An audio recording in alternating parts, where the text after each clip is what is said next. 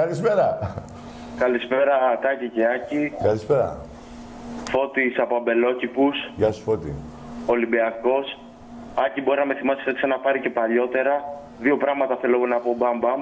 Πρώτον, θέλω από τον Τάκη να βγάλει την αγκουροκολοκύθα για να δουν τη ζημία που τους έχουμε κάνει. Την έχω στείλει στην Τούμπα να κάτσουν πάνω και να μου τη στείλουν από Δευτέρα να τη δώσω στους Παναθηναϊκούς. Για λίπανση είναι. Δεν έχω τηλεόραση για να βλέπω την εκπομπή τώρα, γιατί δεν είμαι στο σπίτι και ήθελα να πάρω. Και δεύτερον, Τάκη, θέλω να πάμε μαζί. Στα αστέρια φτιάξτε γήπεδο. Πάρτε και το τριόροφο. Εντάξει, ωραία είναι αυτά. Τι? Ωραία, εντάξει, ωραία είναι. Και άλλο ένα πράγμα. Μ' ακούς, Τάκη? Ναι, ακούω. Βαζέλες έμπολα.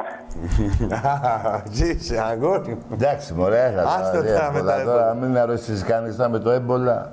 Τι και εδώ έτσι όπως έχουμε γίνει και γρήπη να πεις, σαν το έμπολα την αντιμετωπίζουμε εδώ πέρα. Ήδη έχουν φύγει. Τους έχουμε κολλήσει μη πρωτάθλημα. Τι είναι αυτό? Έχουν κολλήσει μη ποτέ πρωτάθλημα. Το είπα πιο λιανά. Αιωνιοδευτερισμό. Ναι. Αιωνιοδευτερισμό. Ναι. Τριτεζισμό.